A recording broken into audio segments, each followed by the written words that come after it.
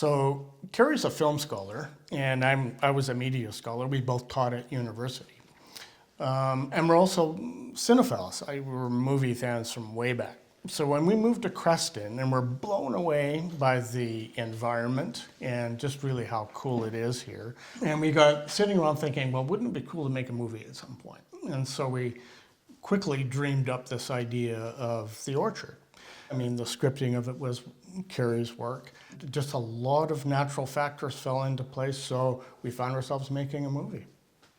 The Orchard was an interesting experiment for us because I had been a screenwriter since my late 20s and had worked with a number of people in Hollywood, and then went on to look into film structure, specifically narrative structure, and specifically how it's taught for my PhD. And coming out of that, realized that I hadn't written any screenplays for a long time. And as Mark had said, wouldn't it be interesting? We had all the possible factors all seemed to converge at once. We had space in which to do the shooting. We had a number of very, very talented actors. I consulted with the actors in such a way that their characters shaped the characters in the film itself. So The Orchard came together as the first part of what we hope will be continuing a series of stories in a story world that is within the Creston Valley. So that was sort of where it has started. We have now Exophoria, and that is another dark drama that takes place in essentially the same kind of space. And that whole opportunity, we don't know that we could have done that just anywhere. And to be able to do that in the Creston Valley is just an incredible privilege. And the people who've supported us here, it's amazing. And it's not just actors, I mean, local musicians. So, I mean, we're quite blessed here in Creston. Here. But the movie making has been incredibly rewarding, in large part because of that ability to work not just in the community, but with the community. We've had actors that have been in our films that have gone on to film school or gone on to acting school. You know, that's pretty rewarding when you can pay it forward that way. I think in Creston, we're still trying to find ourselves on the map, and to some extent, but it's happening. I mean, there are more people doing film work here. We have not one, but 2 film societies here now, and 2 festivals. Seven Sighting does a really good job of fielding films across genres and styles and types, and it provides a nice cross-section of international filmmaking and local as well. So this summer, we also launched something called the Bleeding Tree International Dark Drama Film Festival. And that was born partly out of our experience in actually marketing The Orchard. Because The Orchard, first of all, got picked up by a distributor right away, and we're grateful for that, and that's been wonderful.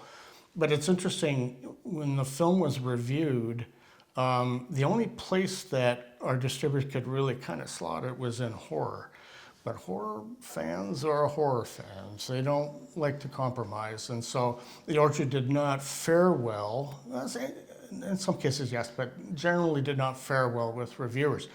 So it occurred to us that, wait a minute, there's probably a zone here where films that have horror elements perhaps, but are really more about human trauma and tragedy. And if you think of The Sopranos, if you think of Breaking Bad, these are elements of actually classical Greek tragedy, where the protagonist is someone who brings about his or her own downfall.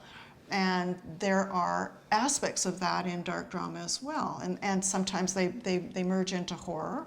And sometimes there's a good ending, sometimes there isn't a good ending. It just depends on the narrative itself. So dark drama is this sort of, it's an amorphous sort of a planet that's circling a little bit, and I don't think anybody knows exactly what it is quite yet. But the beautiful thing about a film festival is it allows people to explore it and talk about it. We are hoping that next year, when we have the second Bleeding Tree, that it will be something that we can bring other filmmakers in to talk about. because we think that socially this is an important, actually, a manifestation of the anxieties and the trauma that people are suffering right now.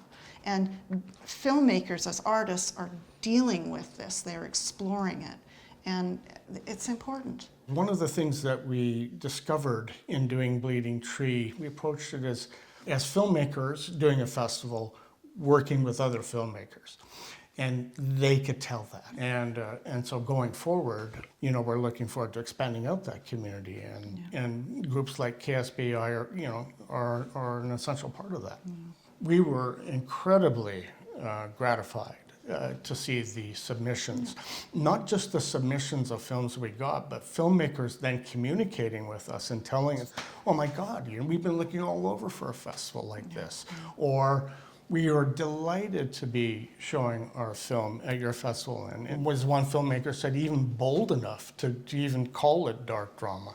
Not that there's a stigma around it, but just that it's emerging, it's new, and it's challenging some status quos, I think.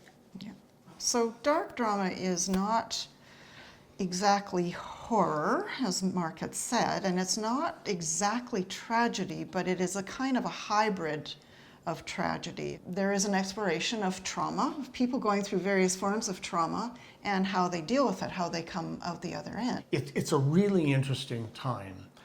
And in filmmaking, we know that, right? So we know that Hollywood is under pressure, and now the streaming services are under pressure. And this is a world that's constantly, iterating and evolving. And technology is one of those drivers. It's just really exciting to be able to have, at this rather ripe age, to be able to tap into that and bring a lot of that perspective forward. Like, a lot of people get dazzled with the technology, and yes, it's accessible, and yes, everybody wants to do it. But Kerry would be the first person to say it starts with story.